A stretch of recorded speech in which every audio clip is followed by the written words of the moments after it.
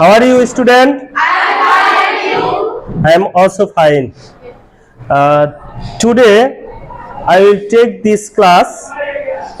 You can see on the board, I have written a sentence transformation of sentence. Do you know what is transformation of sentence? Somebody says yes, but somebody says no. Doesn't matter. Yes or no doesn't matter. After taking this class, I think that everybody will be clear what is transformation of sentence. Am I right? I hope it.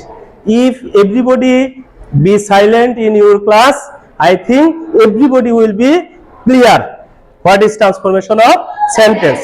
তো তোমাদের বোঝার জন্য আমি কিছু কিছু বিষয়গুলা বাংলায় translation করে দিব যাতে তোমাদের জন্য ক্লাসটা অনেক ইজি হয়। ওকে, তো ট্রান্সফরমেশন বিষয়টা কি এটা নিয়ে আমাদের আগে ভাবতে হবে। ট্রান্সফরমেশনটা হচ্ছে অর্থাৎ সেন্টেন্সটা আলাদা হবে। ট্রান্সফার মানে কি বিভক্তি, কিন্তু তার মিনিংটা কি থাকবে একই রকম থাকবে। যেমন তোমরা দেখতেছো যে আমি বোর্ডের মধ্যে একটি কি লিখছি সেন্টেন্স লিখছি। তো এই সেন্টেন্সটি কি একজন পড়ো তো, সেন্টেন্সটা কি প্রিয়ন্তি দাঁড়াও একটু রিড আউট করো। কি কি লেখা এখানে? হ্যাঁ, এটা অর্থটা কি? হ্যাঁ, রাইট। তাহলে এটাকে তুমি বলছো যে সুমি একজন সুন্দরী মেয়ে, কিন্তু এটাকে আমি এইভাবে বলতে পারি যে সুমি কুৎসিত মেয়ে নয়। তার মানে এটা কিন্তু তোমার বুঝতে অসুবিধা হবে না যে সুমি সুন্দরী, right? Okay, now let's see. There are some rules for transformation of sentence. Today I will discuss about that. Okay? Okay, at first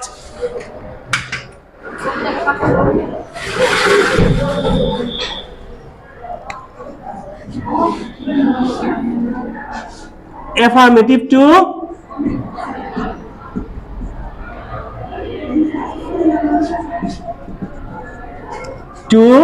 negative.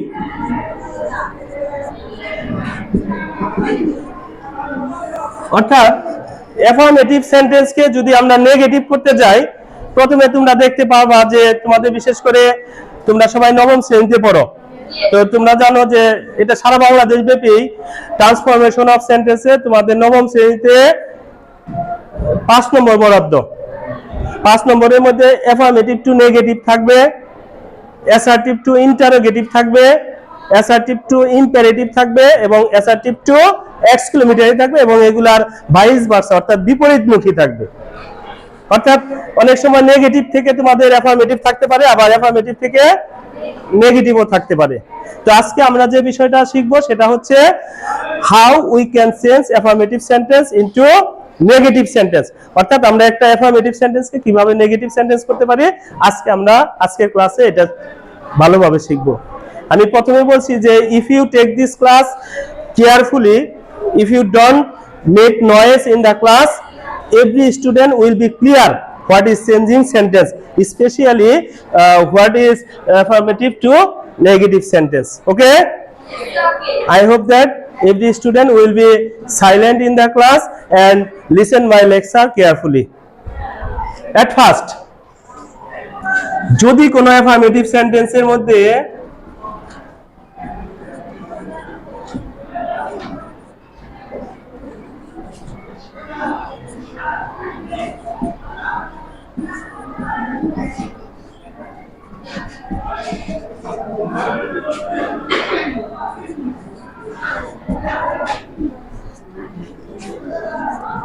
এর মধ্যে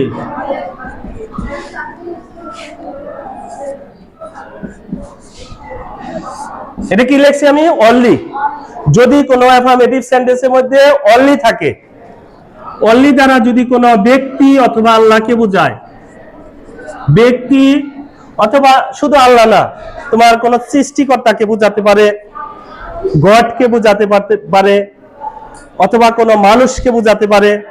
মানুষ বিভিন্ন নাম থাকে, রহিম, করিম, বাবা, মা, এরকমের তোমার অনেক সময় ধার্মিক, কৃষক, অনেক নাম থাকতে পারে, তা পারে না?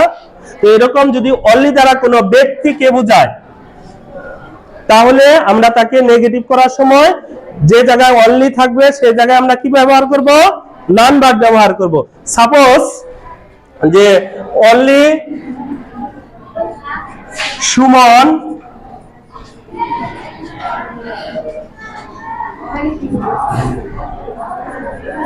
reads this book. এখন খেয়াল করো, ভালোভাবে খেয়াল করো, এই অনলিটা আসলে মূলত ইন্ডিকেট করছে কাকে? সুমনকে। সুমন একজন ব্যক্তি না বস্তু? ব্যক্তি। তাহলে আমরা পূর্বেই বলছি যে অনলি দ্বারা যদি কোনো ব্যক্তিকে বোঝায় তাহলে শুরুতে যে জায়গায় অনলি বা অ্যালন থাকবে ওই জায়গায় আমরা কি ব্যবহার করব? নান ভার্ব ব্যবহার করব, নান ভার্ব। এবং তারপরে বাকি অংশ লিখবো বাক্যের। Suman read this book. এখন অনলি শব্দের অর্থ হচ্ছে কি? একমাত্র। অনলি শব্দের অর্থ কি? একমাত্র। এখন অনলি দ্বারা ব্যক্তি অথবা কোন সৃষ্টিকর্তাকে না বুঝিয়ে তোমার অনলি দ্বারা কোন বস্তুকে বোঝাতে পারে। যেমন আমার হাতে কি দেখতেছো? এই পেনটা কি ব্যক্তি? এটা একটা বস্তু। তারপরে যে আমি ধরে আছি এটার নাম কি? চেয়ার। চেয়ারটা কি? বস্তু। তাহলে এই যে আমরা যে ঘরে ক্লাস নিতেছি এই ঘরটা কি? বস্তু। তার মানে আমরা সকলেই বুঝি যে আমি যে পড়ে আছি শার্টটা এটা কি? বস্তু। তারপরে আমরা যে বই দেখে দেখে পড়ি সেটা কি? আমাদের আজকের এই ক্লাসটা যে ভিডিও হচ্ছে, যে মোবাইল ফোন, এটা কি? বস্তু। তাহলে ক্লিয়ার যে যদি কোনো সেন্টেন্সে অনলি দ্বারা কোনো বস্তুকে বোঝায় তাহলে তাকে আমরা নেগেটিভ করার সময় অনলি উঠিয়ে দিয়ে সে জায়গাতে আমরা নাথিং ভার্ব ব্যবহার করব। যেমন মনে করো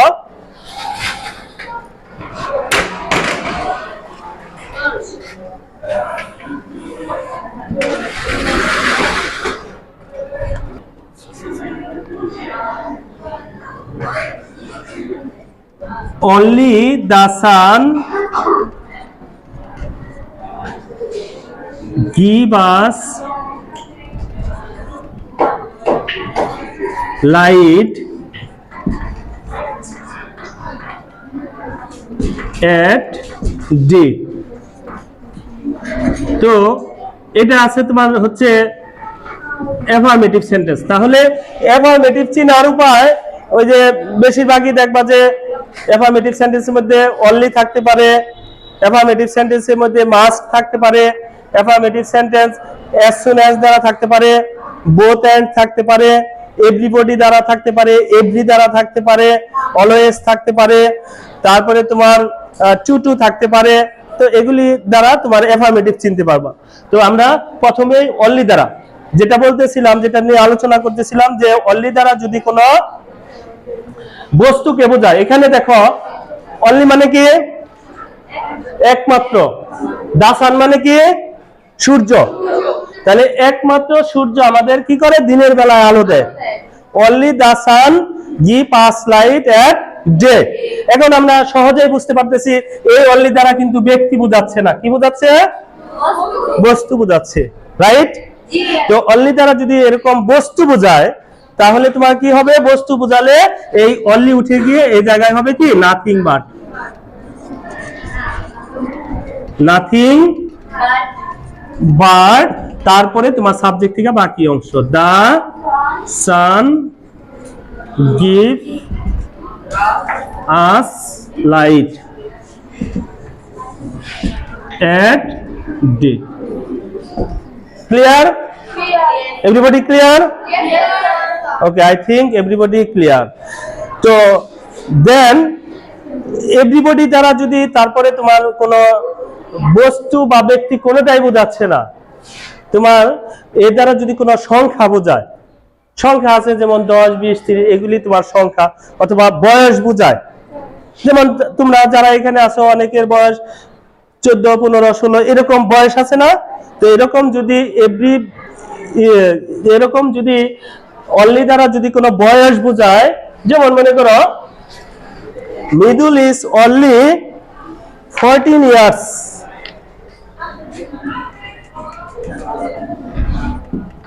Mridul is only 14 years old.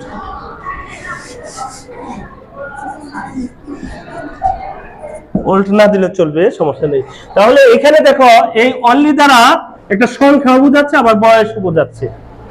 তো অনলি দ্বারা যদি এরকম তোমার কোন ব্যক্তি অথবা বস্তুকে না বুঝে কোন সংখ্যা বোঝায়, সেই ক্ষেত্রে আমরা নট মোর দেন ব্যবহার করব। কি ব্যবহার করব? নট মোর দেন ব্যবহার করব। তাহলে এখানে আমরা কি লিখব? Mridul is not more than 14 years old. Clear? Yes. ওকে। যদি এরপরে দেখো আমরা অনলি দ্বারা তাহলে কয়টা নিয়ম পাইলাম? তিনটা নিয়ম পাইলাম। একটা হচ্ছে অনলি দ্বারা যদি ব্যক্তি বোঝায়, নানবার ব্যক্তি অথবা আল্লাহকে বোঝালে, আর অনলি দ্বারা যদি বস্তু বোঝায় কি বসে, তোমরা একটু সাড়া দিবে আমি যে কথাগুলো বলি এর সাথে তোমরা রেসপন্স করবা, তাহলে সুবিধা হবে। অনলি দ্বারা বস্তু বোঝালে কি বসে? নাথিং বাদ বসে।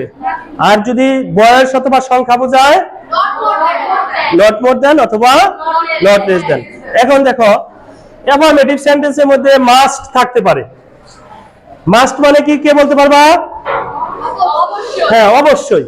আমরা অনেক সময় অবশ্যই বলি না যে আমি অবশ্যই স্কুলে যাব, আমি অবশ্যই এই কাজটি করব, আমি অবশ্যই বাগান করব, এরকম আমরা বলি না? তাহলে এরকম এই অবশ্যই অর্থে তোমার এই ইংরেজিতে মাস্ট শব্দটি ব্যবহার হয়। আর তোমরা জানো যে মাস্ট যদি থাকে সেই বাক্যটি তোমার অ্যাফার্মেটিভ সেন্টেন্স। কি সেন্টেন্স? যেমন মনে করো আমি লিখলাম যে I must help the week student.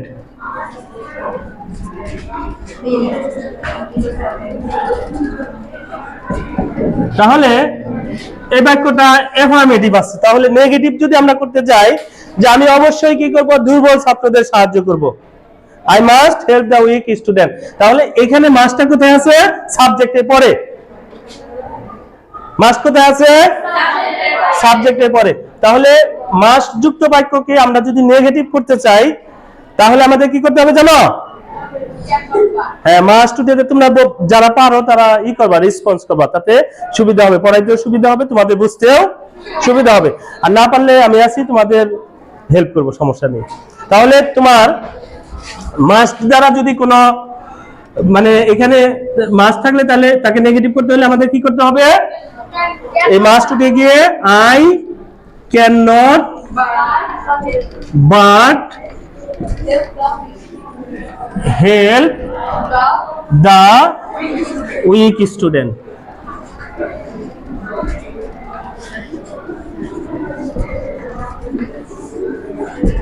ঠিক আছে? এখন মনে করো আমি এই বাক্যটা কিন্তু অন্যভাবেও নেগেটিভ করতে পারি। এই বাক্যটাকে কি করা যায়? অন্যভাবে নেগেটিভ করা যায়। কিভাবে? মনে করো ক্যান নট বাটের পরিবর্তে আমি ক্যান নট হেল্প ব্যবহার করতে পারবো নেগেটিভ করার জন্য। এটা বিকল্প ভাবে আই ক্যান নট হেল্প। তখন এই যে ভার্বটা থাকবে, এখানে যে কোনো ভার্ব থাকতে পারতো, প্লে থাকতে পারতো, গো থাকতে পারতো, ডু থাকতে পারতো। এই ভার্বটার সাথে কি হবে? আইএনজি দিতে হবে। তখন আমি কি করব? I can not help helping the week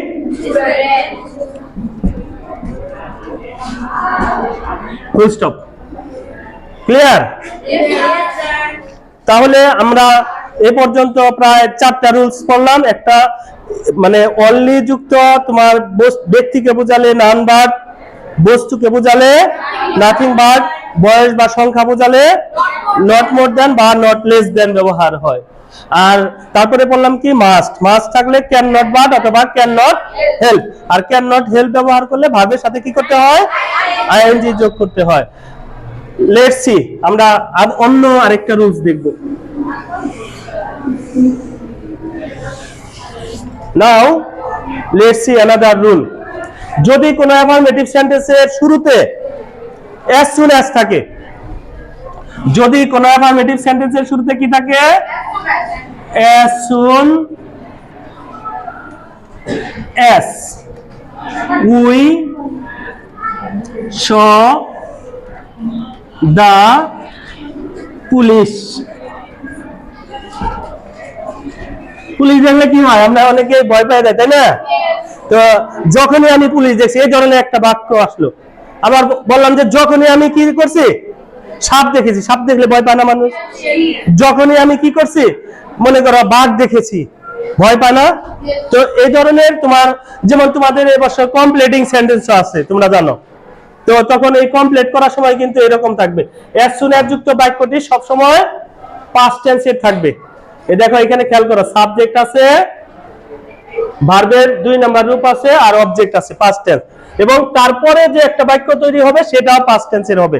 যে যখনই আমরা পুলিশ দেখেছিলাম, আমরা ভয় পেয়েছিলাম, উই বিকেম অ্যাফ্রেইড। অর্থাৎ পুলিশ দেখে আমরা কি করেছিলাম, ভয় পেয়েছিলাম, ওরে বাবা পুলিশ আছে, এরকম আমরা অনেক সময় ভয় পাই না? তো এরকম যদি শুরুতে as soon as থাকে, as soon as মানে কি বলতো, একটু আগে বলছি, মেমোরি এত দুর্বল থাকলে তো পড়াশোনা করে লাভ হবে না বেশি। as soon as মানে যখনই, যখনই আমরা কি করেছিলাম, পুলিশ দেখেছিলাম। তাহলে as soon as থাকলে তোমরা as soon as এর পরিবর্তে no sooner had ব্যবহার করবা।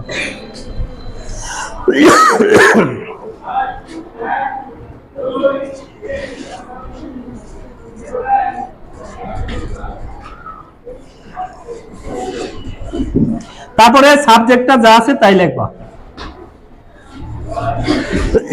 তারপরে দেখো এটা ভার্বের 2 নাম্বার রূপ আছে, কিন্তু এখানে এসে 3 নাম্বার হয়ে যাবে। নোসোনা যুক্ত বাক্যে ভার্বের কয় নাম্বার রূপ হবে? 3 নাম্বার। তাহলে সি স 3 নাম্বার কি হবে? সিন হবে, রাইট। তাহলে সিন। তারপরে তোমার এই কমা দেখতেছো, এই কমা পর্যন্ত বসবে, আর এই কমাটা উঠে গিয়ে এই জায়গায় দেন বসবে। কমা উঠে কি বসবে? দেন বসবে।